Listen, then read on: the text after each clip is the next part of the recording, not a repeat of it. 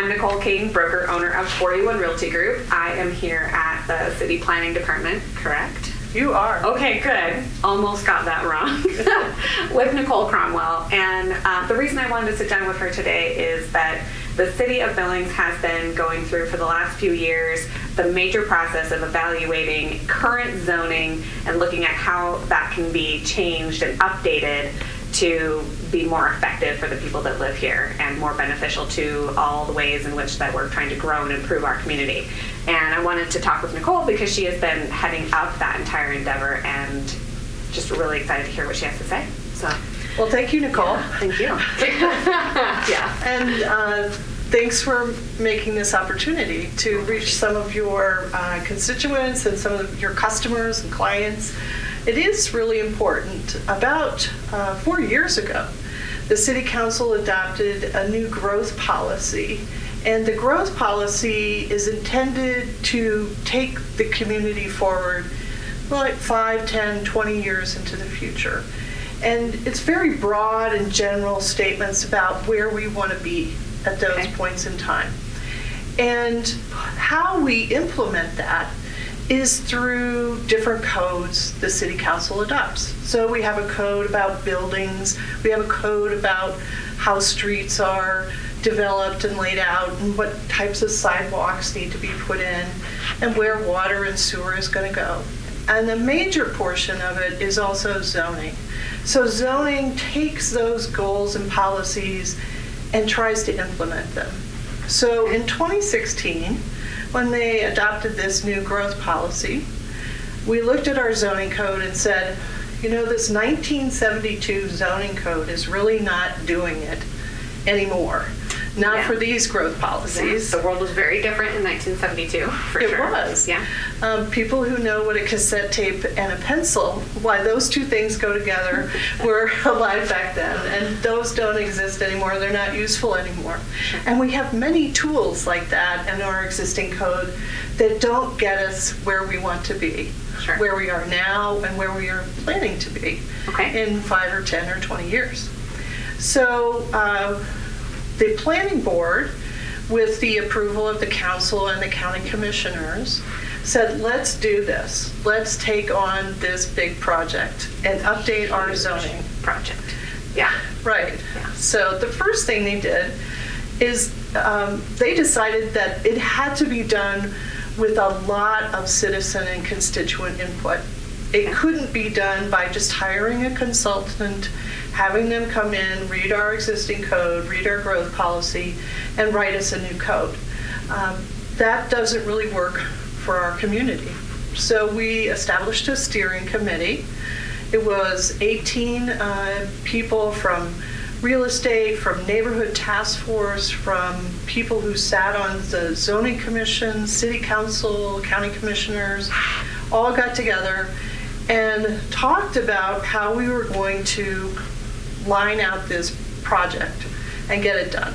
Okay. And we met starting in August of 2017, and we met monthly for quite probably about 6 months.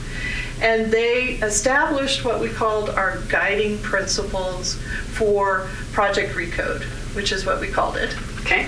And Project Recode is this effort to build a new zoning code for Billings and Yellowstone County as well. Okay. So those guiding principles basically gave us our marching orders. As staff, as consultant, was brought on board to help us with the hard work of writing and rewriting and illustrating and graphing all of the new zoning. Okay. Along with we established 4 working groups who focused on specific parts of the code. So what were a couple of examples of the guiding principles, and then maybe what were those work groups? Okay, so the guiding principles of, our number one guiding principle was to make the code clear. Okay. Make it so like a person like me could just open it and understand it. Right. That's not awesome. Using fancy terminology. Can you make the whole government like that? Well, there are some states that adopted what they call plain English Hey, requirements for Yeah. laws and statutes. Okay. So we kind of adopted that into our zoning. You obviously have to use some technical terms. True. Yeah. That are specific to real estate. So clarity was important, but also consistency was important. Okay. So every time we looked at a part of the code to change it, we said, okay, what other parts of the city code is this going to have to fit with? And is that going to contradict those parts of the code? So we kept our eyes on that as well as we went through. We wanted to make sure that the new code was more predictable than the existing code.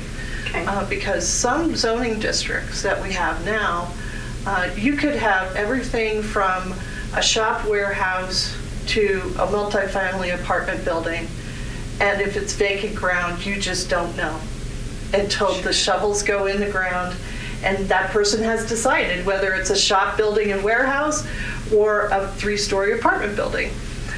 Those are the kinds of districts that make people very afraid. I mean, there's no other way to term it. It's scary. Yeah. Anytime that I go to sell a piece of property, like a house or anything that's already built, if there's vacant anything nearby, a lot or just open ground of some kind, the very first question I get is, do you know what's going there? And then I do all sorts of work to figure it out. But that's often because, like you were saying, the zoning that might fall under is just open to anything and everything.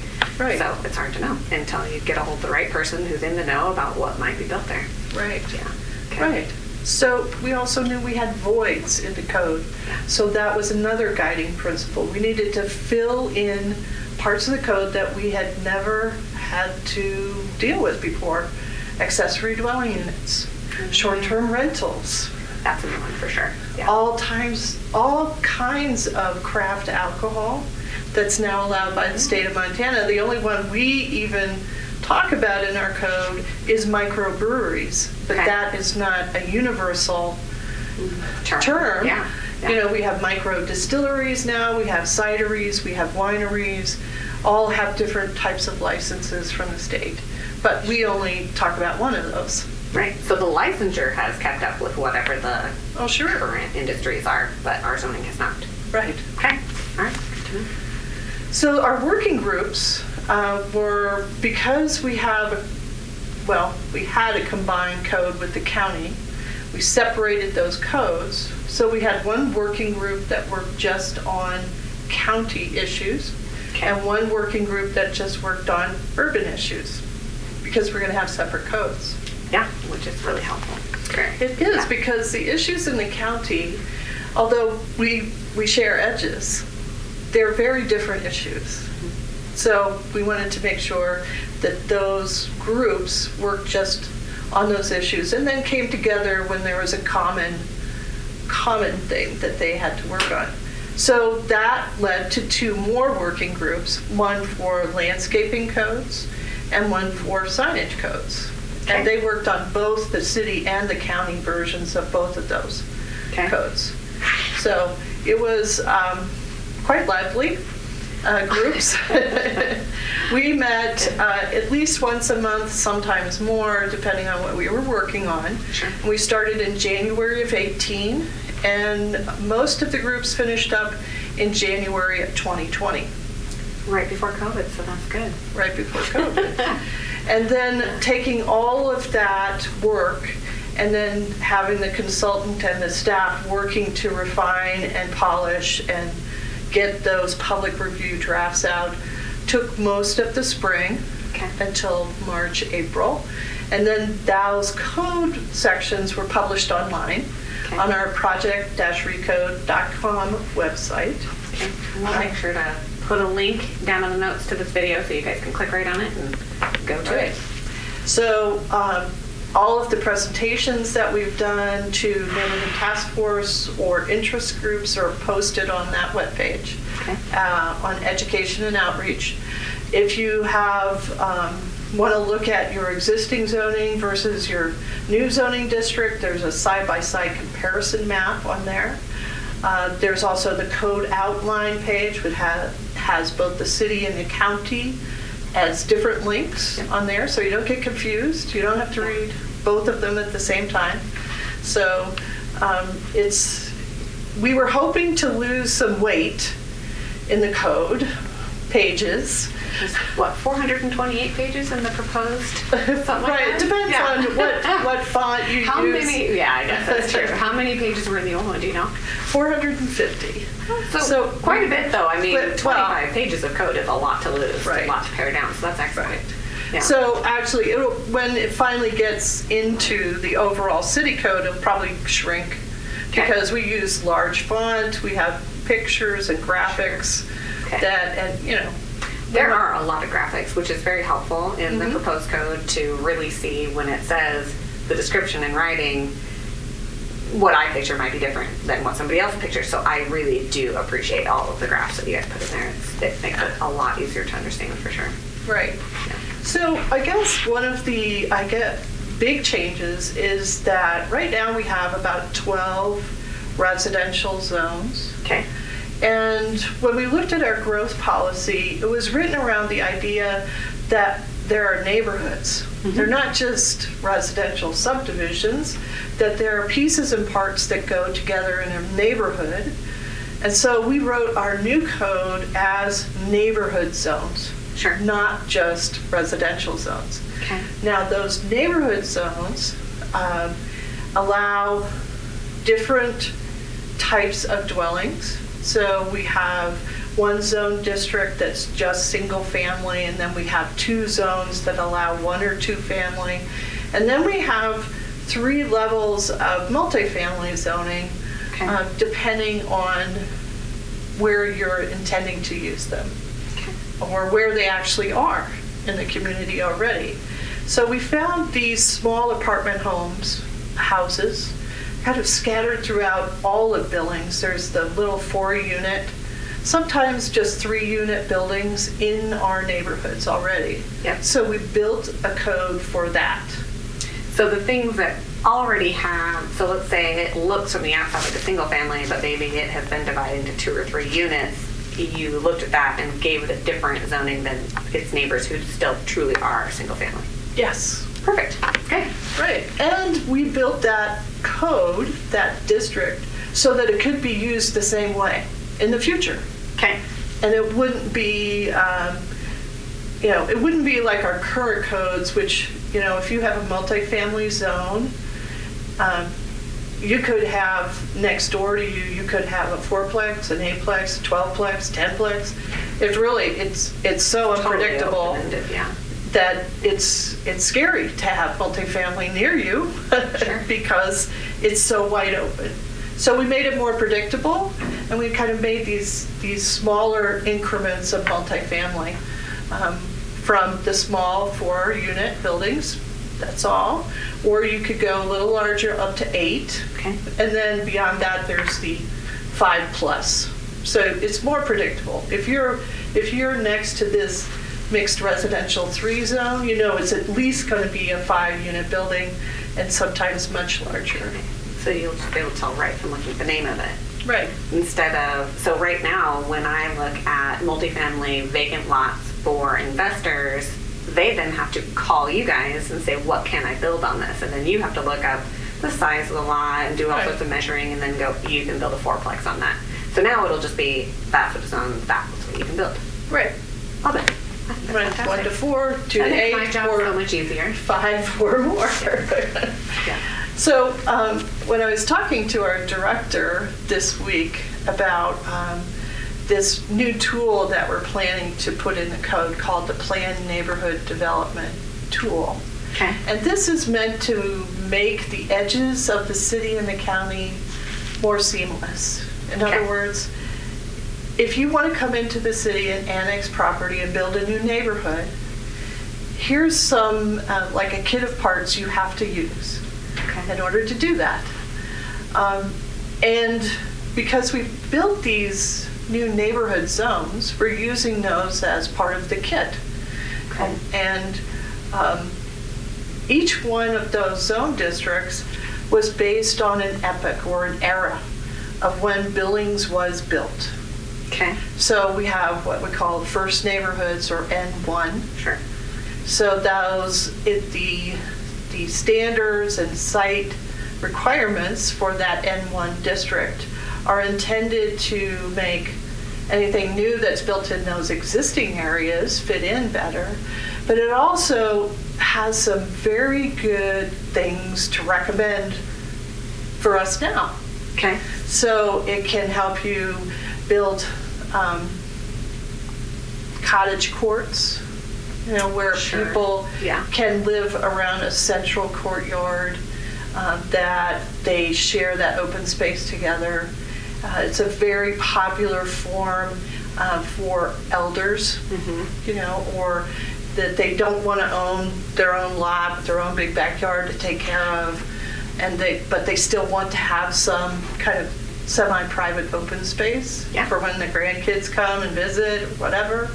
So that's one of those things that you can do in that N1 district, is you can build some homes around a courtyard. Okay. So that's an era thing. And so when we did the next era, which is mid-century, or N2, we said there are some nice things about this too, that yes, it was popular and we did it almost exclusively after World War II, but before 1970. There's still some really good things about that. So let's keep those good things and allow people to use them in new neighborhoods. So examples of those good things would be? Well, they have, generally were built as single level living. Okay. They were ranch style, they weren't as tall. Sometimes they were split levels. Sometimes they had like a half of a second story on them. Okay. So examples of this would be like Gorham Park area, Forest Park a little bit. But some of those other places, like between 24th and 15th Street West, all that kind of was built during the same era. Yeah. And so sometimes they have a 2-car garage attached on the side. So the buildings are longer, they face the street directly. So there's some nice things about that style of building and neighborhood formation. Sure. So we said, let's honor our existing neighborhoods, put that zoning there, and then let's make sure that we can carry that forward, because that is all of those eras. And then the N3, which is the more suburban style that we've had over the last 40 years or so. Let's allow all of those available for new neighborhoods as they come into Billings. So N3, they could harken all the way back to the 1920s and 30s craftsman style, or they can honor a mid-century modern style, or they can go the traditional things that we've been seeing. They can do anything really in the newer neighborhoods. Right. Okay. And that was the intent, so that we allow that flexibility, but also some predictability for neighborhoods as it comes in, because right now a developer can go to the county and say, county, give me all my zoning, and then just annex to the city and say, oh, city, you're not involved. Sorry. Oh. Interesting. Okay. So that's one of the reasons for that tool as well. Okay.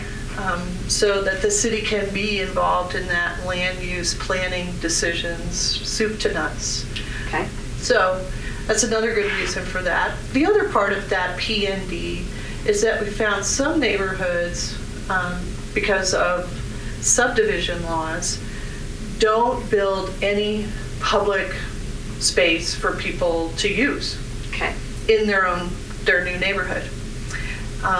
So what we built in here was that they have to do at least a small area that they develop. It could just be all grass, but it's a place for kids to have a little pickup game, kickball, or people just to stand around and chat. Sure. Just to be outside together in a public space. Okay. Socialization kind of helps people know their neighbors more. Yes, this is true. Yeah. Right. So we built that into the planned neighborhood development tool as well. Just a little bit, not a lot, but enough so that every neighborhood has at least some of that. A little bit of green space goes a long ways. It does. Yeah, for both beauty and relationships and overall flow of the neighborhood. So Yeah. it's been nice to see that in a lot of the newer neighborhoods that are going up as those designated green space areas. It's been really nice. Yeah. So going forward now, if people want to learn about Project Recode, so project-recode.com is the website they would go on. They can kind of explore all of that. Right. If they have, we're pretty far into the process as far as public comment and input and changes and things. Where are you guys at in that process right now? Well, I guess at the time this airs, will hopefully be between when it was approved and when they have to vote a second time Okay. on it. Sure. That's always required for any zone change like this. Okay. Right now, we're just going into it, to the public hearing process, scheduled to start on November 9th. Okay. Hopefully conclude on November 23rd, and then have that second reading in December. And those are the city council meetings. That City council. people can tune in to Right. online and check them Oh, out. yeah. Or are they doing in-person? Any in-person attendance? The county commissioners hearing is on Tuesday, November 10th in the morning, and Okay. you can attend in person at the county commissioners hearing room, third floor of the Stillwater building. Okay. And they also doing online, so they're doing virtual, online, in person, all together in the same room. So Interesting. And is there any way without attending the actual meetings, can people submit comments at all or Oh, yeah. thoughts or anything? And how do they do that? right. So on the city website, you can go to the mayor and city council page, and there's a link there. You can click it, and you can send an email to all of them at once. Oh, nice. Yeah. Okay. And you can probably attach documents or anything Attach to that? So it looks like a documents, standard pictures. email. Okay. Yeah, just a standard email. It goes to all of them. Okay. That's handy. Yeah. Is there anything about Project Recode that you didn't get to say yet that you would like to? Well, I guess I would say that the city has done this before. Okay. Not in my lifetime. Okay. Anybody who was alive in 1972 or before, they did it in Right. their lifetime. Right. But not since then. That's quite a while ago. Yeah. So historically speaking, the city of Billings has had zoning since July of 1930. Wow. Okay. And at that point, we had 5 zoning districts. Okay. And it was just It's this probably perfectly downtown. sufficient for what they were doing. Yeah. Right. Yeah. And then from 1930 until about 1954, that zoning was pretty much the same. Okay. And then in 1954, they kind of redid the whole thing. Okay. And then Just like you guys are doing now. Right. Yeah. And then we redid the whole thing in 1972. And now we're redoing the whole thing in 2020. All right. So it's something, I don't want to This wait isn't 40 new. years again. Yeah, this isn't new, this isn't unusual. It's something we should probably, so it sounds like in the 50s and so 30s, 50s, 70s, and then we missed our 20-year mark and doubled Yeah. it, and now Right. we're doing it again. And so Right. probably should happen fairly often. Yes. Yeah. Yeah. Okay. Every time you do your growth policy update, which under state law is every 5 to 8 years, basically. Oh, wow. So that's fairly frequent. We should be looking at the current zoning and making sure it appropriately Right. addresses whatever we want to our growth to Right. look like. Okay. Then once it's adopted, we're going to probably have about a year of kind of shakedown, fitting in, working the code, Okay. and where we're finding issues or little things that need to be fixed or tweaked or, it's like, wow, we missed the mark there, kind of thing. Sure. We're going to come back to the city council in 4 months, 7 months, and 11 months with all of those like minor things that need to be fixed. Yeah. Okay. One of the conversations I had with you a few months ago was sort of this idea that there are just so many variances that get applied for currently under our current code. Sure. And that I think you had said one of the rumors that's going around is that variance process is going away. What's in the code is all you're going to do now. That's not true, correct? No. Okay. No, that's not true. Maybe how many variances you guys were working through triggered some of this need for change because you were seeing the same things over and over and over again requested in those variances. Oh, correct? Yes. So a lot of what we're seeing in those previous variance requests are now built into the code, right? Right, exactly. Yeah. So, for example, the lot coverage allowed on each lot Yeah. is very low. Okay. So we're bumping Currently those. very low. Currently very Okay. low, what's allowed. Sure. It's more of a rural type of lot coverage allowance than an Sure. urban Yeah. lot coverage. So we've kind of bumped those numbers up. Right. So those types of variances are not going to be coming to us like 4 times a month, Sure. Yeah. which is, there's, if you have to do one, it will probably be the only thing that you ever do in zoning is a zoning variance. Okay. Hopefully we've kind of relieved some of that pressure by saying, no, this is normal. This is okay. This is now allowed. Right. You don't have to come to us for a variance to do Right. this thing. Right. We have what we call the 5-minute variance. Okay. I would love for anything in the government to take 5 minutes. Tell me how you've done this. Well, the 5-minute variance is based on the fact that we go through a month-long process of analysis, looking at zoning history.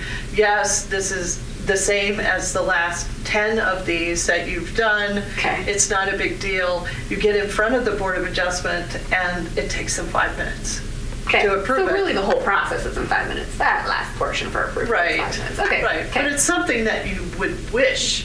It's Yes. like, oh my gosh, why are we doing this again? Yeah. So a lot of that will just go away, but it's not going away entirely. So Right. if there's something that somebody goes to the new version of the code and they're like, oh, well, that still doesn't work, there's still going to be a process for them Oh, to yeah. go to, right? Okay, Right, perfect. exactly. So that's good. And we're building in what we're calling administrative relief. Okay. So it's for like the really tiny changes, like less than 10% of the code requirement. And you just need that little bit of room to move the building like a foot. Sure. It's not going to be a whole full-blown variance.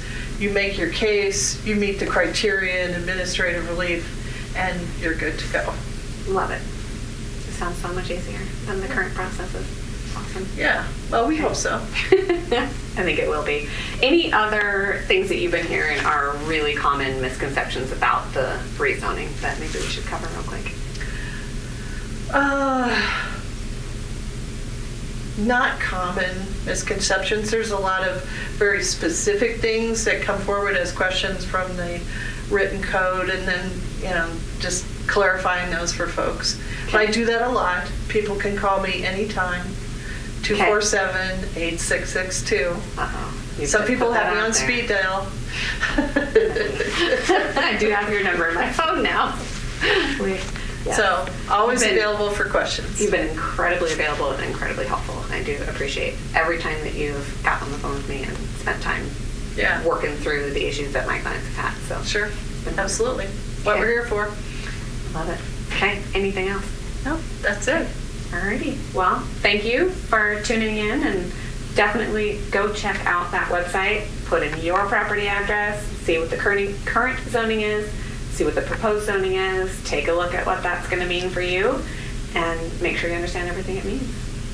We'll see you again soon.